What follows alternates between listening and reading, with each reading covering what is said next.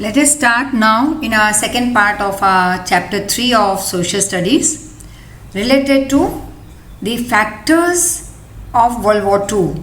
Now World War I was 1914 to 1918. Then as I told you that in a previous lecture that there was 20 years का interval था. That was a time period between First World War and Second World War. तो start हुआ 1939 में and this was for 6 years, ended in 1945. Now this seed means the main reason for World War II had already been sown in the Treaty of Versailles, जहाँ पे the Germany was highly displeased and it was humiliated through that agreement. Paris peace process had displeased many nations, and the events that happened after that led to the First World War. So let's see the factors or the causes, or we can say the reasons responsible for World War II. अब अगर question में पूछा जाए write down the factors responsible for world war two और the causes of world war two और the reasons related to world war two, answer तो वही रहेगा. It is just in a different way that the question will be presented. Right now first is fierce nationalism. Fierce means very extreme. Nationalism मतलब कि कुछ ज़्यादा ही एक nationalistic feeling extreme level पे क्रिएट करवाई गई among the Germans, among the citizen of Japan and Italy. So fierce nationalism first factor responsible for world war to.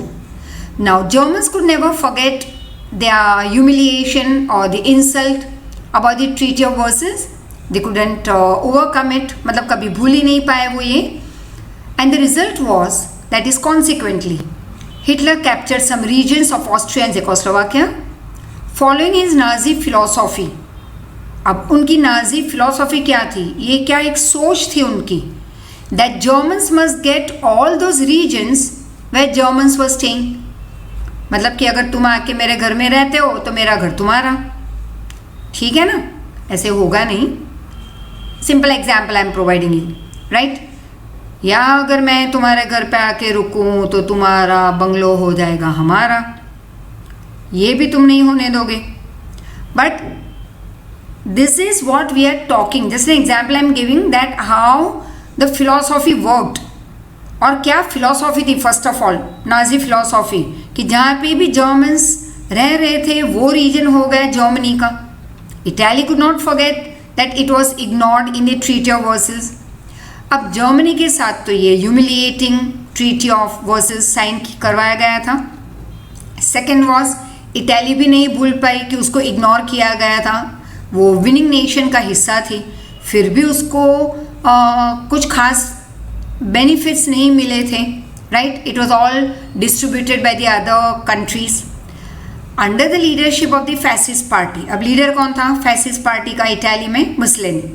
He started this extreme nationalistic feeling among his citizen and adopted imperialist policies, जो हमने already तुम्हें समझाया था पहले भी what is imperialism, जो डेलहाउजी ने pickup किया था जो system. On the other hand Japan also started running on this path of imperialism. Thus world peace was in danger. अब जब सब अपने अपने हिसाब से अपनी कंट्री को चलाएंगे वो तो ठीक है, लेकिन अगर उनकी सोच वर्ल्ड को इफेक्ट करने वाली है negatively and very fiercely, naturally, तो तुम्हारी एक सोच भी किसी को डिस्ट्रॉय कर सकती है. राइट, हमारी एक गलत सोच हमें तो डिस्ट्रॉय करती है, लेकिन हमारे आसपास वालों को भी परेशान कर देती है. उसी तरह से जापान, इटाली और जर्मनी की जो एक फिलॉसॉफी थी, राइट, एक्सट्रीम नेशनलिज्म वाली, इम्पीरियलिज्म वाली जो उनकी फिलॉसॉफी थी, that brought the whole world in danger. World में जो पीस फैलाने की जो बात हो रही थी वो कहीं पे ज़ीरो हो गई. राइट ना, तो ये एक रीज़न था. सेकेंड, ग्रुपिज्म, मतलब कि जैसे तुम स्कूल में ग्रुप बना लेते हो, राइट, जैसे लड़कियां अपना अपना ग्रुप बना लेगी स्कूल में, यार वो ये ऐसी है एंड चापली and this and that and what does she think of own self as if she is very smart and all. क्या वो ही एक स्मार्ट है? No, she is not smart और he is not smart, they are over smart. Right, ये सारे dialogue जो चलते रहते हैं ये सिर्फ छोटों में नहीं होते, ये बड़े लोग भी यही काम करते हैं, क्योंकि आदत कहाँ से लगती है? बचपन से। तो बड़े होते होते तो वो आदत स्ट्रांग बन जाती है, तो ग्रुप बनाना शुरू हो जाते हैं, है ना। तो ऐसे ही ग्रुप्स बनने लगे कंट्रीज में। Now since France was always afraid of Germany after first world war, it entered into a treaty, that is an agreement, with Belgium, Poland, Romania and Czechoslovakia.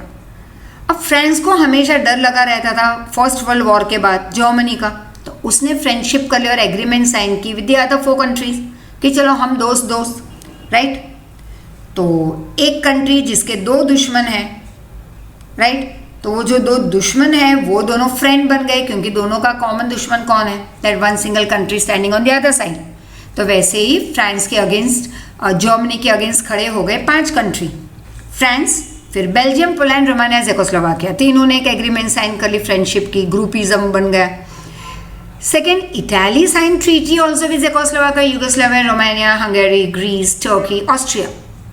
मतलब एक कंट्री 2 को भी साथ दे सकती है। जैसे यहाँ पे हम देख सकते हैं रोमानिया कॉमन है, जेकोस्लोवाकिया कॉमन है, राइट। फिर रशिया ने साइन की treaty with Germany, Turkey, Lithuania and Iran. Italy form Rome, Berlin, Tokyo axis group with the support of Germany and Japan. तो इटाली, जर्मनी, जापान का तो एक मस्त बेस्टीज वाला ग्रुप बन गया, बेस्ट फ्रेंड्स वाला।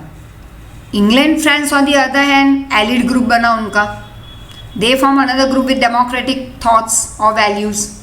Germany sign non aggression treaty with Russia, non aggression मतलब फ्रेंडली ट्रीटी विद रशिया। अब देखो कहीं एक ऊंचाई से देखो वर्ल्ड को, तो बहुत सारे ग्रुप्स नजर आएंगे हमें। एक बाजू है इटाली का ग्रुप, एक बाजू रशिया ने कहीं पे ट्रीटी साइन की, कहीं पे जर्मनी ने साइन की, कहीं पे फ्रांस ने साइन कर ली। तो ये सब एक फियर स्प्रेड होने लगा होल वर्ल्ड में, you know. It was the whole atmosphere of fear and doubts and a lot many negativity. This factor too gave a push, that is an impetus, एक speed मिलने लगी to the world war. World war की तरफ जाने का रास्ता speed up हो गया, राइट। Next, militarism. अब सोचिए अगर मार धाड़ वाली होगी, हेट्रेड, जेलसी, एंगर, धड़म धुड़ुम वाली, तो नेचुरली वॉर तो होनी ही है। तो ये हुआ militarism. One more reason, on one side efforts were being made through League of Nations to bring and maintain peace and order in the whole world after First World War, but on the other side तो ये क्या हुआ? Exactly contradictory। जैसे grammar में हम कहते हैं efforts were being made to maintain peace after First World War on one hand, but तो हो गया contradictory, but European nations were increasing their arms and ammunition production। या तो ये बन गया कंपाउंड सेंटेंस। सॉरी, एसएस में थोड़ा ग्रामर ले आई, कुडंट स्टॉप माई सेल्फ। तो ये कॉन्ट्रडिक्टरी स्टेटमेंट हुआ, और ये ही मैं ग्रामर में एग्जाम्पल हम लेंगे कि तो यहाँ पे एक इजी समझ है कि कॉन्ट्रडिक्टरी किसे कहते हैं। चलो सिंपल, आई वर्कड हार्ड कहने के लिए ओह बट आई फेल्ड, या I didn't work hard, wow, but I passed। तो एक में ओ, एक में वाव, लेकिन दोनों कॉन्ट्रडिक्टरी। तो ये हुआ, यहीं पे भी वही हुआ है, तो हम ही वर्ल्ड बनाने वाले सेम। तो पीस मेंटेन करने के लिए वर्ल्ड वॉर 1 के बाद हमने स्टार्ट किया था league of nation, but on one hand that was, and on the other side European countries तो रेस में लग गई थी, आर्म्स एंड एम्यूनेशन का प्रोडक्शन बढ़ाते गए। That is called competing for ammunition. Production of more and more weapons increase in all the European countries. War weapons better than others were being manufacture. देख लूंगी next time तुमसे 2 marks ज़्यादा ले आऊंगी, है ना। या कोई कहेगा अरे वो तो ठीक है इस बार पेपर इजी था, तो एंड या फिर मैं बीमार थी या बीमार था so couldn't cope up, next time just see, उससे तो 100% ज़्यादा ले आएंगे हम। दिस इज मेंटालिटी जो बचपन से बढ़ते बढ़ते बढ़ते बड़े होते तक वही आ जाती है हमारी लाइफ में। तो यहाँ पे भी कुछ ऐसे हुआ, क्योंकि ये भी तो हम ही जैसे लोग थे, वर्ल्ड ही हम ही जैसे लोगों से बना रहता है। तो बस यही हुआ यूरोपियन कंट्रीज़ में, सब एक कंट्री दूसरे कंट्री से बेहतर वेपन्स बनाने की रेस में लग गए। War weapons better than others were being manufactured. Some nation like Russia and Germany began compulsory military training, मतलब कि हर एक घर से एक को तो कंपल्सरी मिलिट्री ट्रेनिंग लेनी है, एक मेंबर को। तो रशिया और जर्मनी ने ये स्टार्ट कर दिया। अब ये सब क्या बता रहा है? डर, fear, lots of fear in you and me, because fear की वजह से फिर क्या आता है? कंपटीशन, हेट्रेड, जेलेसी, पूरी नेगेटिविटी फैल गई वर्ल्ड में, राइट। और जो कंट्री बेचारी कुछ नहीं कर पाती थी वो बैठी रही कोने में, लेकिन वो भी थी डर में कि हाय कहीं पे मुझ पे ना बॉम्ब गिरे, राइट। एंड डायरेक्टली इनडायरेक्टली दो स्मॉल स्मॉल कंट्रीज और डेवलपिंग या non developed countries, poor countries were highly affected because of all this thing that was happening all over the world. All the countries began inducting like injection, मतलब अंदर आना, ejection बाहर निकलना, तो inducting मतलब appointing more men into navy, air force, army। यहीं पे बहुत सारे लोगों की एंट्री हो गई। हर एक कंट्री के लीडर्स ने फोर्सिबली या नॉन फोर्सिबली, वॉलेंट्रली या कंपल्सरली, ने ज़्यादातर कंपल्सरी बनाया था कंट्रीज़ ने लोगों को इंडक्ट करना in navy, air force and army. In the east Japan increase his military force. Finally world war II had been declared when even England and France tried to equip themselves with war weapons। अब world war तो होनी ही थी, क्योंकि Italy, Germany, Japan, Russia, बहुत सारी countries ने तो manufacturing जोर शोर से स्टार्ट कर दिया था, इंडक्टिंग स्टार्ट कर दिया था लोगों का इन army, air force, navy. England, France क्यों पीछे रह जाती? उन्होंने भी ये दनादन वेपन्स का प्रोडक्शन बढ़ा दिया। अब इसका रिजल्ट तो वर्ल्ड वॉर II होना ही था, राइट। अब लीग ऑफ नेशन भी एक बहुत बड़ा रीज़न था, राइट। अब लीग ऑफ नेशन मैंने पहले भी समझाया, ग्रुप ऑफ नेशन। अब ये ग्रुप ऑफ नेशन किनका था? जो मेंबर्स बने। लीग ऑफ नेशन मीन्स आज का UN। अब जब लीग ऑफ नेशन बना तो भाई सोच तो बहुत अच्छी थी लोगों की, लीडर्स ऑफ द कंट्री की, कि चलो हम एक ग्रुप बनाते हैं, जिन्हें इसमें मेंबर्स बनना है बन जाएं। मेजॉरिटी बहुत सारी डेवलप कंट्रीज, वॉर वाली नेगेटिविटी होल्ड करने वाली कंट्रीज मेंबर्स बन भी गई। अब मोटो क्या था? World peace and security, no more wars. यहाँ पे आ गया वॉर ही war, jealousy and jealousy, doubts and fear and arms and ammunition production. तो लीग ऑफ नेशन का मोटो ही ज़ीरो हो गया, राइट। फॉर एग्जाम्पल तुम्हारा मोटो है, अब मैं ये तो नहीं कह सकती भाई 35%, 40%। तो मैं हमेशा देखती हूँ, सुनती रहती हूँ इतने लास्ट बहुत सालों से ट्यूशन फील्ड में, जब भी कभी ये क्वेश्चन हर साल बहुत बार रेज होता है, 10th में ज़्यादा, 8th में बेचारे मेरे छोटे मोटे बच्चे होते हैं तो उनको मैं ज़्यादा ऐसे क्वेश्चन नहीं पूछती। तो 10th और 9th के बच्चों को जब पूछते हैं कि भाई what's your target for your 9th standard, या चलो आगे जाके 10th स्टैंडर्ड में या 12th में 90 अब 90 अप वाला बड़ा सा गोल लेके घूमते रहते हैं, और मेहनत हार्डली 35 वाली भी मेहनत नहीं होती। That is what happened over here. Goal है 90 का, गोल है 80 अप का, राइट, लेकिन जो मेहनत चाहिए उसके लिए वो नहीं हो रहा, तो नेचुरली फेलियर इस तो वही होगा। वो तो है ही कि भाई क्या आएगा, एक बड़ा सा फेलियर, मतलब फेल होना नहीं, फेलियर कुड भी फेल होना भी, या टारगेट अचीव नहीं करने को भी फेलियर कहते हैं। तो 80 अप की जगह पे आ गए 40 अप। अब 40 अप में 90 भी हो सकते हैं, तो हम क्लैरिफाई करते हैं। लाने थे 85, आ गए 45 या 55, तो फेल हो गए तुम्हारे गोल अचीव करने में। क्यों फेल हुए? तुम्हें ही पता है इतने सारे रीज़न, राइट, जो आजकल हो रहा है।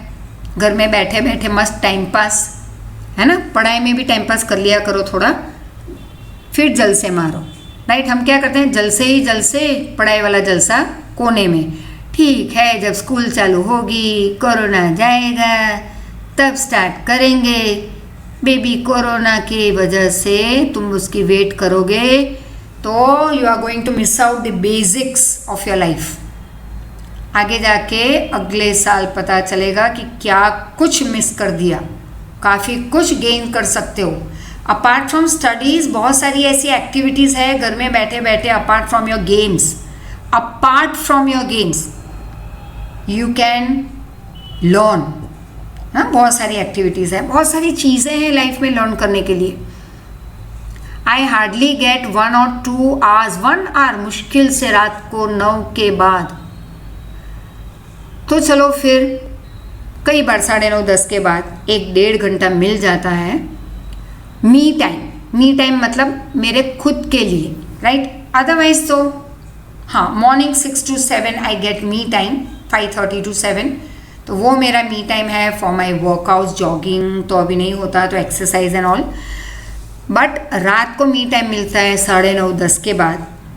That and then usually sleeping time up till now in this many years had been 11, but now this moment I have picked up my sleeping time, say 12:30, sometime it goes up to 1:30, because that time I am learning, I am studying, not learning plus studying something in which I have lots of interest, for which I am passionate about, तो उसकी पढ़ाई करती हूँ, right. कुछ ना कुछ नया नया देखती रहती हूँ उस फील्ड के बारे में। एंड हाँ, पर्सनली जब फ़ोन करोगे तो बताऊंगी what is that my second passion, बहुत बच्चों को पता है, बट उसकी भी पढ़ाई करना ज़रूरी है, नहीं तो वो पैशन कहीं पे what I want to achieve in that field also you can not achieve. Just passion होना इज़ नॉट इनफ, पैशन होने के बाद उसके ऊपर वर्क करना इम्पॉर्टेंट है, लाइक टीचिंग माई पैशन। लेकिन अगर बैठे बैठे कहते हो high teaching is my passion, I love teaching, उससे कुछ नहीं होता भाई, मेहनत करनी पड़ेगी, राइट। तो love, passion and hard work brings something great in your life. At least I would say it brings happiness in your life. It brings that achievement that you wanted in your life, right? तो वैसे मेरा जो दूसरा वाला passion है, जो काफ़ी छूट गया था पीछे लाइफ में, I have started in this my last 4.5-5 months that passion once again, and yes, once again lectures में से टाइम काफ़ी कम मिलता है मुझे। You must be thinking 1 घंटे का लेक्चर, उसमें क्या, बाकी के 23 आवर्स तो रहते हैं, चलो 1 घंटा 10th का ले लो। कई बार 2 लेक्चर हो जाते हैं 10th में मेरे, कई बार 3 भी मैं भेज देती हूँ, बिकॉज लॉट्स ऑफ बिग लंबा कोर्स है उनका, I have to complete by December 1st week, तो काफ़ी लंबा जाता है उनका lectures and all. So lucky people that I send only 1 to you and sometimes 2। तो आप एक लेक्चर देने के बाद, तो 3 स्टैंडर्ड के 4-5 घंटे लेक्चर देने के बाद समवेयर उसके आगे पीछे के, as I told you before, और 5-7 घंटे डाल दो, तो 3/4 of the day passes in this. In between कहीं पे कुछ काम कर लिया, खाना पीना, टीवी तो भूल ही गई हूँ लास्ट इतने कोरोना टाइम पीरियड में, and enjoyment is just in the form of teaching. That is what I have accepted now, कि यही है enjoyment, entertainment for me, give lectures, enjoy, but apart from that थोड़ा और relaxation के लिए, उस passion को आगे बढ़ाने के लिए I work hard night 10 to 12, 2 घंटे मैं अपने आप को देती हूँ to study scientifically उस passion के बारे में। वो जो एक subject है उसके बारे में scientifically also I have to study a lot many thing, because science is involve over there, तो उस सब्जेक्ट के रिलेटेड साइंस पढ़ाई करती हूँ मैं। So it's a long way to achieve what I want to. काफ़ी लंबा टाइम निकल जाएगा उसमें, I know that, may be 6 months more for my studies. 5 महीने हो गए और 6-7 महीने, तब जाके I will see that yes कहीं पे I have reached up till 50-60% in my achievement, फिर भी 40% रह जाएगा। तो वो पढ़ाई कर लेंगे अगले साल, ठीक है ना। तो तुम्हारे साथ साथ मैं भी पढ़ाई करती रहती हूँ, एक्सपेरिमेंट्स करती हूँ. It's not that I just read, I just study, I just collect the knowledge, then I carry out the experiments on it, right. तो फ़ोन कर लो अगर जानना है तो about my the second passion, तब तक तो बताऊंगी नहीं, ठीक है ना. So personally yes we can talk a lot on that particular topic. I would like to if you would call. बाकी बहुत सारी लड़कियों को पता है जो मुझे फ़ोन करती रहती है, right. They are smiling over there. तो league of nation, yes, hard work, passion लेके घूमती रहूँगी, सपने में वो पैशन ही दिखता है, लेकिन फिर कौन करे मेहनत बाबा इसमें. रात को अब तो 10 बज गए, चलो भाई पूरे दिन बहुत काम किया, अब सो जाओ ना, चलो अब 2 घंटे टीवी देख लो, कोई मूवी देख लो. There are so many movies that yes I have to yet see. वो मेरे लिस्ट में मैंने डाल के रखे हैं. There are so many on Netflix and Amazon and all. Latest Shakuntala Devi, awesome movie, Aarya एक सीरीज है पूरी. But I am not getting time for that because I think that is secondary. वो बाद में कभी भी देख सकते हैं. But this what you are passionate about, do it now itself and don't have a look at the watch कि ओ 11 बज गए सोना है, 12 बज गए सोना है. Who says? until unless you don't complete your work, your homework, your school work, your tuition work, तब तक सोने की ज़रूरत नहीं है. आदमी जिंदा रहेगा, 2 घंटे ज़्यादा सोएगा तो भी और 4 घंटा कम सोएगा तो भी, ठीक है ना. तो ये है लीग ऑफ नेशन का फेलियर. हमारा फेलियर कब आता है? Not by dreaming only, right. Failure देखो, ड्रीम देखने से कुछ नहीं मिलेगा, you have to run after that. तो लीग ऑफ नेशन ने बड़े बड़े ड्रीम देख लिए, वर्ल्ड पीस, सिक्योरिटी, फ्रेंडशिप, सब टाइप फिश हो गया ना. कुछ नहीं मिला क्योंकि सारे अंदर अंदर लड़ रहे थे, उसके रूल्स रेगुलेशन कोई फॉलो नहीं कर रहा था. तो बेचारे डोर, मतलब just imagine league of nation, दरवाजे पे ताला लग गया, राइट. Now so for world peace and security just like human now, उस टाइम लीग ऑफ नेशन बना after world war 1. But neither could it become a supreme और a great organization having sovereignty over other nations of the world, nor did it have its own army to make the nation follow its principle. खुद के पास उसकी army थी नहीं, ना इतनी sovereignty थी, मतलब इतना पावर भी नहीं दिया गया था कि भाई वो दूसरों को फॉलो करवाए, कंट्री के पास फॉलो करवाए सारे rules. Member Nations were not obliged to take their problems to the League of Nation. अब मेंबर नेशन को लगा ठीक है, कौन लेके जाए प्रॉब्लम वहाँ पे, और अगर ले भी गए और अगर जजमेंट दी लीग ऑफ नेशन के जुडिशरी ने तो कोई फॉलो नहीं करता, वो एक्सेप्ट ही नहीं करते थे जजमेंट को. So neither they were bothered about taking their problems to the league of nation, and if they took they were hardly bothered to accept the judgement pass by league of nation judiciary. Many nations had moved out of league of nation. कई तो कंटाल के निकल गए, ठीक है, हाँ, इतना सारा होमवर्क कौन करे, you know. So you move out. Those who don't want to do homework, it's okay. As I gave you one example, या maybe मैंने 8th standard में दिया था because they enjoy those छोटे बच्चों का example. But I think so नहीं, I know you are also very small. तो ये example, yes I remember I have given you. Class में होती तो कहती भाई एक बच्चा हाथ ऊपर कर दो, अगर मैंने दिया है तो मैं वहीं पे चुप हो जाती. अब यहाँ पे तो सुनना पड़ेगा तुम्हें अगर मैंने दिया है तो भी. चलो फिर से एंजॉय करते हैं. A child who is already now in, he is doing his masters भी शायद बस उसका 2-4 महीने बाकी. He is in Australia and must enjoying his life at present. So nearly is 24-25 years. And वो बच्चा आया था कहीं पे 8th में या 9th में शायद हमारे पास. तो बहुत साल हो गए, 11 साल हो गए. एंड दिस चाइल्ड, उसकी फ़ोटो आज भी मेरे वॉलेट में है.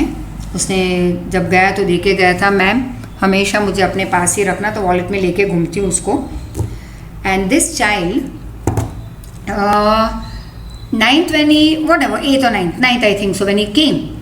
तो अब तुम्हें भी पता है मैं कुछ इतना होमवर्क देती नहीं.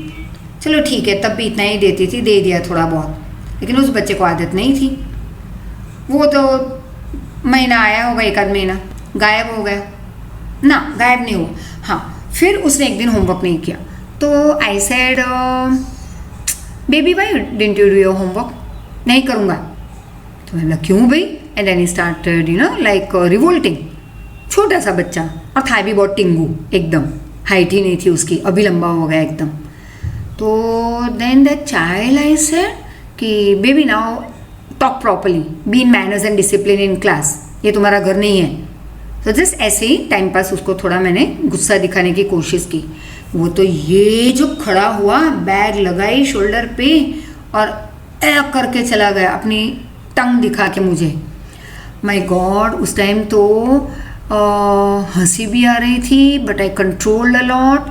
और आज जब भी वो याद करती तो इतनी हंसी आती कि कैसे वो मुझे अपनी टंग दिखा के भाग गया था क्लास के बाहर दरवाज़ा खोल के। और ऐसे रोके लेट हिम गो। फिर तो वो आया ही नहीं, 1 हफ्ता हुआ नहीं आया। फिर एक दिन उसके डैडी उसको खींच के लेके आए, कि मैंने बोला क्या हुआ था? तो मैंने बोला बस ऐसे ऐसे उसकी एक्टिंग थी और भाग गया। तो बोलते हैं ये बोल रहा है कि अब मैं होमवर्क नहीं करूँगा, मुझे नहीं जाना है ट्यूशन में। तो समझा के लेके आया हूँ। मैंने बोला देखो आपके सपूत ने ये काम किया था क्लास में। तो गॉट अ नाइस स्लैप, शायद से पापा की तरफ से, मेरी तरफ से नहीं। I don't touch my children, specially girls. लेकिन ये तो लड़का था, लड़कों को भी मैं मारती नहीं। तो now this child from that day इतने प्यार से बैठा कि literally there was a great bonding between us. And then 12th तक कॉमर्स हम करते थे, 12th तक हमारे साथ रहा। एंड एवरी 15-20 दिन में आके मिलता अपने ग्रुप के साथ। बाकी का ग्रुप तो अभी भी हमारे कांटेक्ट में है। बट दिस चाइल्ड, यस, अभी बर्थडे गई मेरी तो उसका फ़ोन आ गया था। And yes, very nice. I just can't just कई बच्चे छोड़ के चले जाते हैं। तो छोड़ के मतलब कि ट्यूशन कंप्लीट होने के बाद, 10th के बाद जब जाते हैं, उसके बाद कुछ ज़्यादा उनका आना शुरू हो जाता है lovingly to us. That is the bonding that we have with all of you. And you people on your side also, I know that you have the same feeling and bonding with us. लेकिन यहाँ पे तो ये था ही नहीं league of nation में bonding, है कि नहीं? तो इटली जापान तो बाहर ही निकल गई हैं, कौन फॉलो करे? रशिया जर्मनी निकल गई, स्नैप्ड, मतलब broke the ties, that is contact with league of nation. Italy and Japan moved out because Italy had captured Abyssinia. Japan ने मंचूरिया को अटैक कर लिया, तो ये तो कहीं पे अलाउड ही नहीं था लीग ऑफ नेशन में। जर्मनी ने चेकोस्लोवाकिया के थोड़े बहुत रीजन्स पिकअप कर लिए, कैप्चर कर लिए। Still the league of nation could do nothing. The greed for power among several countries became stronger. अब जब तुम पढ़ाई नहीं करोगे तो तुम्हारे छोटे भाई बहन भी यही काम करेंगे, या तुम्हारे बड़े अगर कुछ नहीं कर रहे तो तुम भी उनको फॉलो करोगे, ठीक है ना? माँ बाप के फुटस्टेप्स फॉलो कम करोगे, जो बहुत मेहनत कर रहे हैं बेचारे। लेकिन बड़े भाई बहन या छोटे भाई बहन जो हैं वो एक दूसरे का देख के यही काम करेंगे। वो नहीं करती, मैं क्यों करूं, है कि नहीं? तो that is the same thing that happened over here.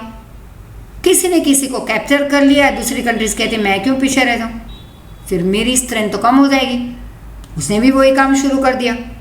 It could not stop groupism, फिर तो ग्रुप बनने लगे जैसे हमने प्रीवियस पार्ट में देखा। And this was the biggest ever failure of league of nation. Treaty of Versailles तो सबसे पहले से ये उसका बड़ा रीज़न था वॉर का। Treaty of Versailles got its form in Paris peace process. मतलब ये एग्रीमेंट कब बना था? पेरिस पीस प्रोसेस के time, at the end of first world war, since Germany was found responsible for the war. और जो countries, बाकी की कंट्रीज थी, इंग्लैंड, फ्रांस एंड ऑल, उन्होंने कहा कि जर्मनी, तुम्हारी वजह से हमें इतना सारा वॉर में एक्सपेंडिचर, हमें मतलब कि खर्चा उठाना पड़ा, तुम ही रीज़न हो वॉर के, तो अब हमारा जो नुकसान वॉर में हुआ है वो तुम ही पे करोगे। तो you will have to pay now 6.5 billion pound as war fine.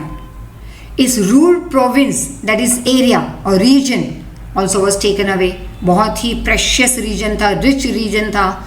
Ryan river was to be open for international sea root.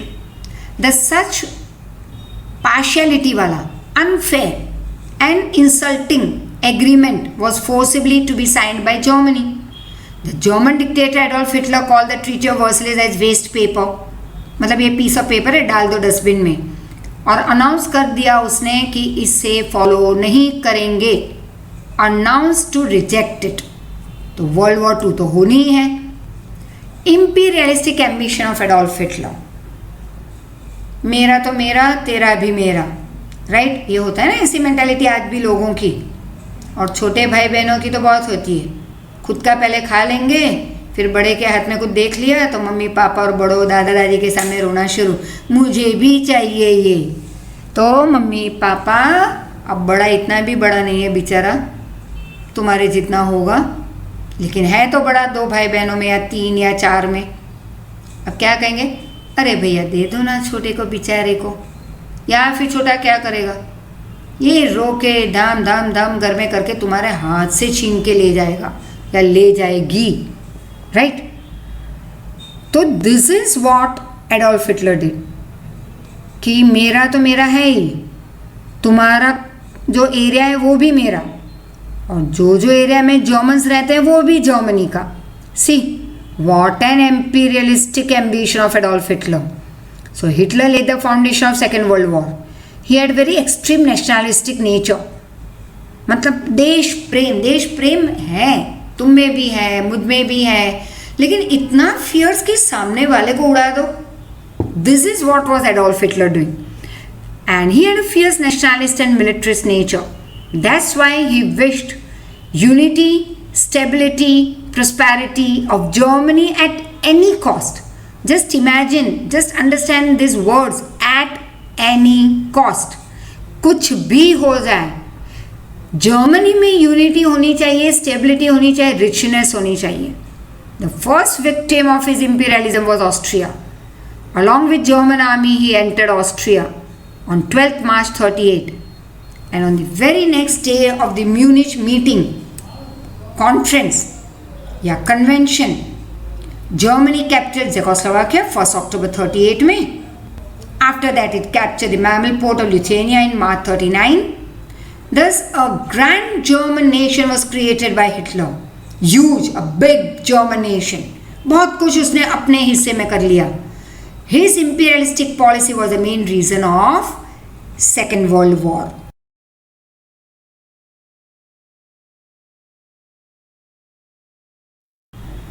So we did these 6 points over here, that is the factors responsible for the Second World War, right? The reasons you can say. And the next point is the 7th one, German attack on Poland and immediate cause.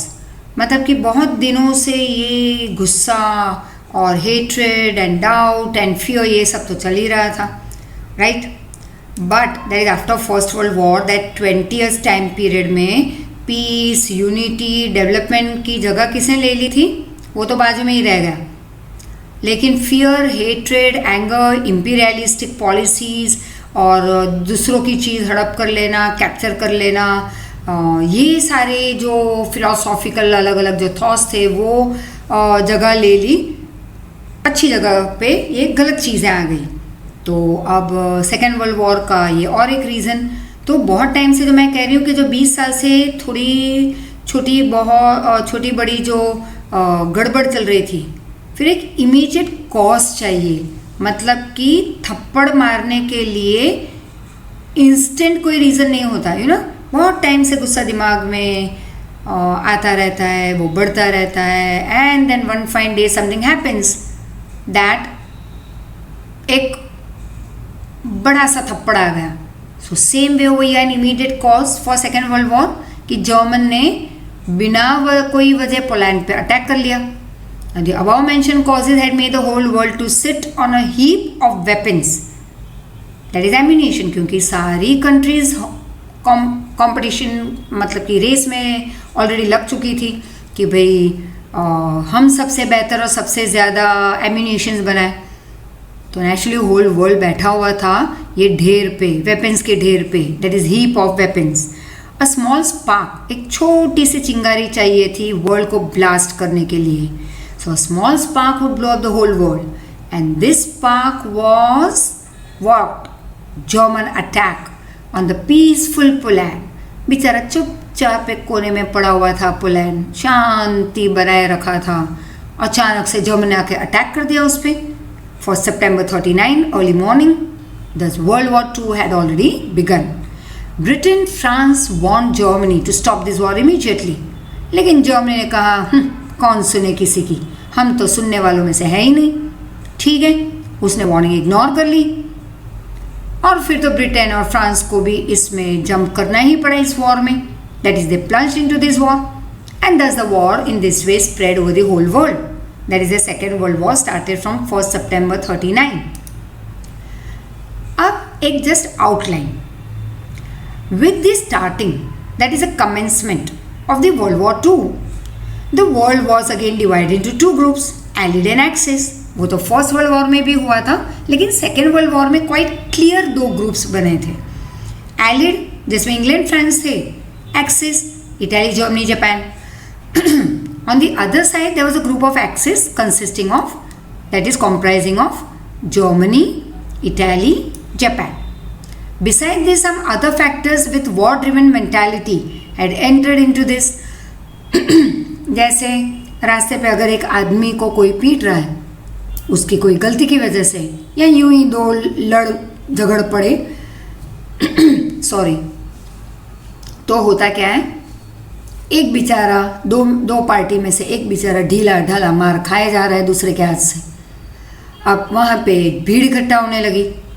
अब वो भीड़ में से 4-5 ऐसी mentality वाले भी हैं जो कहीं घर से गुस्सा करके निकले हो, दिमाग वैसे भी तेज़ करके निकले हुए थे, या शाम हुई तो जैसे ऑफिस से निकले और कहीं पे किसी ने कह दिया होगा तो ये गुस्से में निकल पड़े थे ऑफिस के बाहर। अब दिमाग में गुस्सा, उनको एक चांस चाहिए था वो गुस्सा बाहर निकालने का। तो बहुत सारे रीजंस ऐसे होते हैं हमारी लाइफ में भी, सेम वे हो। तो वो लोगों ने जो रास्ते पे जमा इकट्ठा हुए थे, कई बदमाश ऐसे टाइम पास के लिए भी हाथ में पत्थर उठा लिया, मार खा रहा था उस आदमी को और मार पड़ने लगी बिना वजह किसी और लोगों से। यही हुआ यहाँ पे। अब वॉर ड्रिवन मेंटालिटी वाले भी यहाँ पे आ गए। Japan attacked American navy at Pearl Harbor, right. ये तो सबसे आई वुड से बिना वजह, जैसे अमेरिका तो इसमें हिस्सा इसने लिया ही नहीं था, तो बिना कोई वजह जापान ने आके उसके पर्ल हार्बर पे अटैक कर लिया। ये भी एक बहुत अच्छी मूवी थी, right, English movie, you need to see it. And as a result America gave up on its neutral stand and retaliated, मतलब रिएक्टेड। न्यूट्रल स्टैंड मतलब अमेरिका हिस्सा नहीं थी इनिशियली, वो सिर्फ मतलब सेकेंड वर्ल्ड वॉर का वो हिस्सा नहीं थी, तो उसकी आर्मी वैसे भी स्ट्रांग थी, कहीं कोई लड़ाई नहीं लड़ी थी वर्ल्ड वॉर में। तो अमेरिका की आर्मी तो बहुत ही स्ट्रांग खड़ी थी, पैसे उसके वेस्ट हुए नहीं थे वॉर में क्योंकि हिस्सा ही नहीं लिया था। तो वो इकोनॉमिकली वैसे भी पहले से बहुत ही स्ट्रांग थी, फाइनेंशियली। उसका एक काम था कि यहाँ पे अगर कोई इकोनॉमिकल सपोर्ट मांगने आता तो वो सपोर्ट करती, राइट। अब हुआ ये कि न्यूट्रली खड़ी थी, तमाशे देख रही थी दोनों ओर, तो अब उसको तो एंट्री लेनी ही पड़ी। उसने तो रिएक्शन दिखा दिया जापान को, जाके धड़ाम से बिना कोई लॉ या ऑर्डर फॉलो, मतलब एक इस रूल ऑफ द वॉर कि स्काई अटैक से पहले, या जैसे अटैक करते हैं वॉर में, उससे पहले उनको वहाँ पे कहना पड़ता है that vacant the city, right, ताकि जान हानि ना हो। हाँ, वो सिटी या एरिया इंफ्रास्ट्रक्चर डिस्ट्रॉय हो जाएगा लेकिन लोग बच जाएंगे। अमेरिका ने जाके डाल दिया बॉम्ब जापान पे, Hiroshima and Nagasaki, the most developed cities of the country, बिना कोई वार्निंग के, राइट। हो गए लोग, मर गए हजारों लाखों लोग, और जो डिजीज फैली वो शायद सालों तक चली, लोगों में कहीं ना कहीं दिखाई दी, न्यू बॉर्न बेबीज में वो दिखाई दी, राइट। तो it was very interesting chapter on it, somewhere in the old course in 10th standard English में। बहुत अच्छा चैप्टर था जो शायद 7-8 साल पहले मैं पढ़ाती थी, ओल्ड कोर्स, जो अभी तो नई बुक्स आ गई है, उसके बाद तो 2 बार बुक्स बदली 10th बोर्ड में, but that was awesome, it was too good a chapter, right. तो अगर किसी को मिल जाए वो 7-8-10 साल पहले की इंग्लिश लिटरेचर की 10th की टेक्स्ट बुक, तो ले लेना, रीड कर लेना ये चैप्टर, बहुत अच्छा था ये। एंड तो when the America over here was a neutral stand, तो उसने रिएक्ट किया, it join the allied group naturally, Japan ने अटैक किया उसे, तो वो इटली जर्मनी जापान के एक्सिस ग्रुप में तो जाएगी नहीं, वो चली गई ऑपोजिट पार्टी में, allied countries, that is England France. तो इंग्लैंड फ्रांस ने ऑलरेडी फर्स्ट वर्ल्ड वॉर में भी हिस्सा लिया था, वहाँ पे तो ऑलरेडी वो जीती थी, लेकिन बहुत पैसे खर्च हो गए थे, राइट, काफ़ी सोल्जर्स मारे गए थे। अब सेकेंड वर्ल्ड वॉर 20 साल में हुआ। वैसे हम कहते हैं 20 साल हो बहुत लंबा, लेकिन 20 साल उनके लिए तो काफ़ी एक छोटा पीरियड था फिर से स्ट्रांग होने के लिए। तो इंग्लैंड फ्रांस थोड़ी वैसे भी वीक हो गई थी, अब वो ये सेकेंड वर्ल्ड वॉर हारने वाली थी, लेकिन उनके ग्रुप में लास्ट में कौन आ गया? अमेरिका, राइट, फुल स्ट्रेंथ के साथ और आर्मी और नेवी एंड व्हाट नॉट के साथ, खूब पैसे थे, खुद लेटेस्ट वेपन्स थे, बहुत कुछ था अमेरिका के पास, और उसने एलिड को स्ट्रांग बना दिया। When the war was going on in full swing, पूरे जोर शोर से वॉर चल रही थी, उसी समय America dropped atom bombs on the two Japanese cities Hiroshima and Nagasaki in order to stop Japan from moving any further. 1,24,000 Japanese citizens lost their lives, and there was total destruction of the cities. Japan, however, without any condition surrendered on 11th August 45, and World War II came to an end. Now उसके effect अब बिना पढ़े भी हमें पता चल जाएगा in short कि इसके इफ़ेक्ट नेचुरली कुछ अच्छे नहीं हुए, क्योंकि लड़ाई झगड़े के इम्पैक्ट नेगेटिव ही होंगे। जैसे लड़ाई झगड़े में तुम्हें 2 थप्पड़े पड़ गए अगर जोरदार किसी पहलवान से, तो नेचुरली 4-5 दांत तो टूटेंगे, राइट, आँख एकदम गोल मटोल हो जाएगी, काली काली। तो this are the impact of anger, hatred, jealousy, war, यही सब हो रहा था सेकेंड वर्ल्ड वॉर में भी। तो देखते हैं उसकी इफ़ेक्ट अलग अलग जगह पे, अलग फील्ड में क्या हुई। अब इमीडिएट इफेक्ट हुई फर्स्ट इकोनॉमिक, मतलब मॉनेटरी। तो मनी वाइज कहाँ पे और इंफ्रास्ट्रक्चर वाइज कहाँ पे क्या प्रॉब्लम है। दिस वॉर हैड कॉज हॉरेंडियस मतलब हॉरिफाइंग, डरावने, फुल ऑफ फियर, तो उसको कहते हैं horrifying. Destruction in the world, all the countries involve had incurred huge expenditure. तो इंडिया भी उसका हिस्सा तो थी, इंडिया एज अ कंट्री नहीं, but India was ruled by England, तो naturally indirectly India was a part of it. तो बहुत कुछ खर्चा, बड़ी बड़ी कंट्रीज, डेवलप कंट्रीज का खर्चा हुआ यहाँ पे। America had already spend $350 billion, other countries had spend more than that, क्योंकि अमेरिका ने तो लास्ट में एंट्री ली, तो उसके तो बहुत कम पैसे खर्च हुए। कम मतलब वैसे तो काफ़ी, जो कभी सुने और देखे ना हो हमने, $350 billion so many years back, right. तो आज के तो इसके 100 टाइम्स ज़्यादा कर लो, पीछे 1-2 ज़ीरो लगा देना। अब दूसरी कंट्री जो ऑलरेडी फर्स्ट वर्ल्ड वॉर में भी थी, सेकेंड वर्ल्ड वॉर में, चलो फर्स्ट वर्ल्ड वॉर भूल जाओ, लेकिन सेकेंड वर्ल्ड वॉर में स्टार्टिंग से थी, 1939 1 सितंबर से जिसने एंट्री ली थी, वो सारी कंट्रीज का तो $1000 बिलियन से ज़्यादा खर्चा हुआ।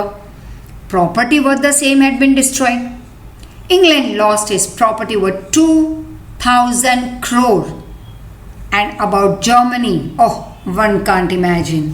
तो इंग्लैंड का तो काफ़ी खर्चा हो गया, जर्मनी की बात ही मत करो, इमेजिन ही नहीं कर पाओगे क्या नुकसान हुआ था मॉनेटरली एंड इकोनॉमिकली।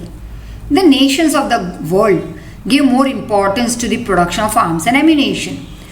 अब सारे कंट्रीज ने वर्ल्ड वॉर 2 के पहले और जब वो चल रही थी वॉर, तो इतना खर्चा कर लिया था और फोकस किया था ऑन प्रोडक्शन ऑफ वेपन्स।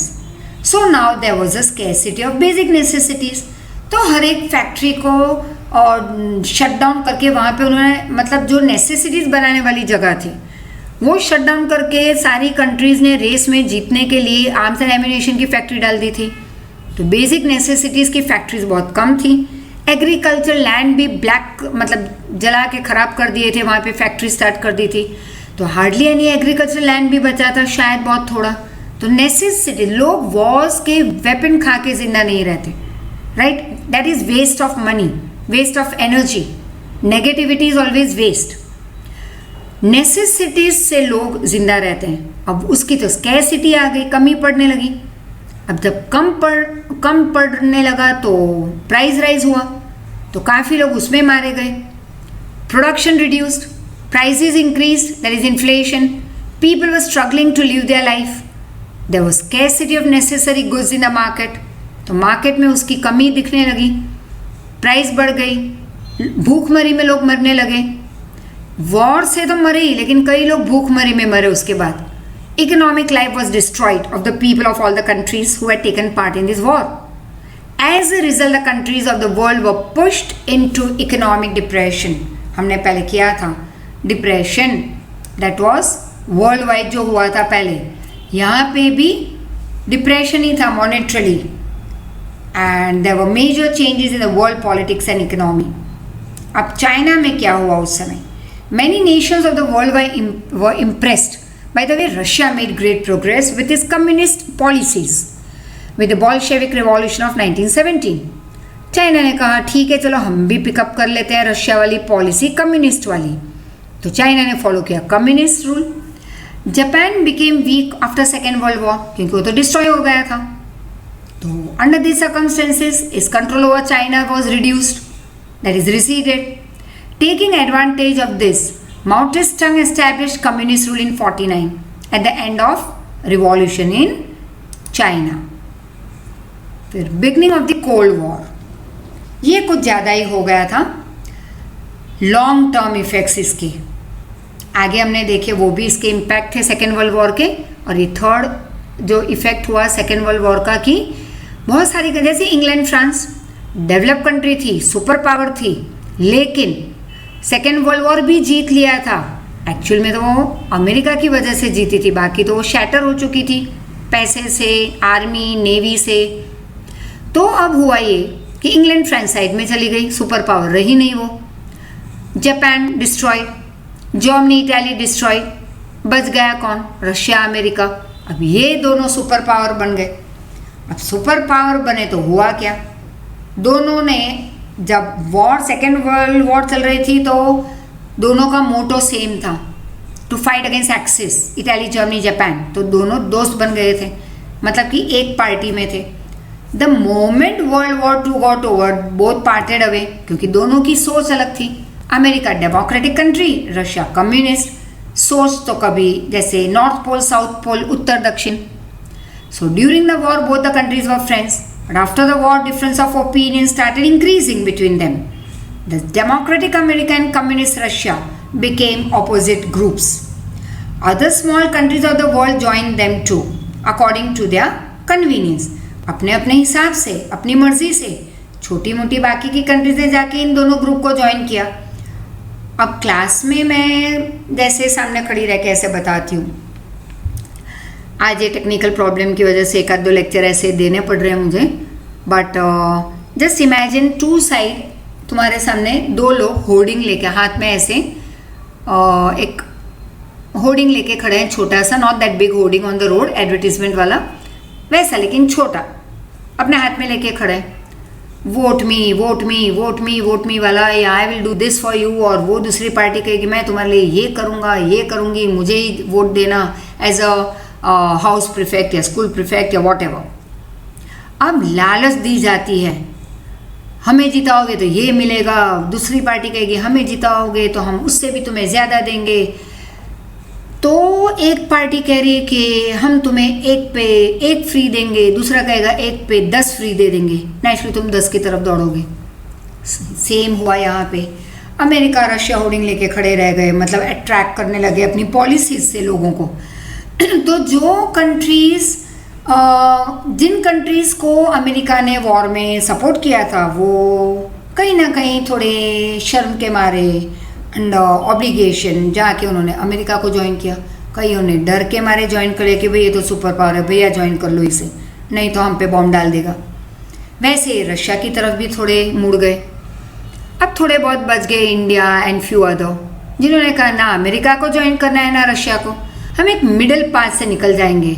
क्योंकि अगर इनको ज्वाइन किया तो आज तक तो 200 साल तक हम इंग्लैंड से रूल होता है डायरेक्टली इनडायरेक्टली. अब या हमें अमेरिका रूल करेगी या रशिया में गए तो रशिया. अब हमें ये जो बहुत हार्ड अर्न्ड इंडिपेंडेंस है वो हमें नहीं गंवाना है. तो we have to fight our own war. War मतलब हमारी लड़ाई हम लड़ेंगे अब, बट दैट इज डेवलपमेंट, हम खुद करेंगे अभी। हाँ, फ्रेंडशिप दोनों से रखेंगे। तो वो स्टोरी बाद में बताऊंगी तुम्हें। At present that's very interesting. तो यहाँ पे अमेरिका और रशिया के पास थोड़े थोड़े नेशंस ऐसे चले गए। द वॉर ऑफ वॉर, अब ये दोनों एक्चुअल में लड़ नहीं रहे थे, लेकिन वर्ल्ड को पता था कि दोनों दुश्मन हैं। थॉट्स, दिमाग की लड़ाई थी ये, राइट?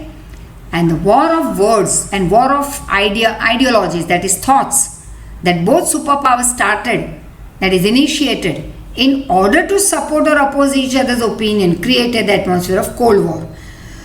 अब कोल्ड वॉर मतलब बर्फ में नहीं खेली गई, it is not snow war, it is not ice war, या ठंड में जो वॉर खेली जाती है ऐसे मत लिखना।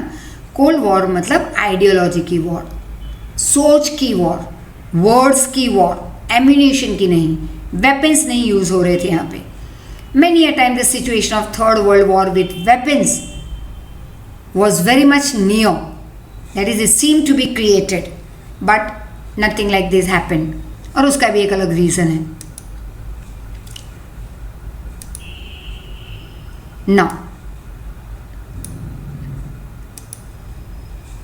Now, on 24th October, right, UN was established, and with the purpose of peace, security, coexistence in the world. Its headquarters was to be in the New York. America's effort to establish UN had already begun from the time it joined the Second World War. अब America ने तो बहुत मेहनत कर ली थी, फिर उसमें 50 members, मतलब 50th member, 51st member I think so was India, right, to be a member. तो अमेरिका ने बहुत मेहनत की थी यूएन को स्टार्ट करने में। American President Roosevelt made 4 important announcements regarding freedom while giving his message to American Congress with the intention of human freedom, peace and security. And yes, from here, various freedom के बारे में we will continue next time. So, till then, go through now first and second together. तो easy हो जाएगा. Keep on repeating.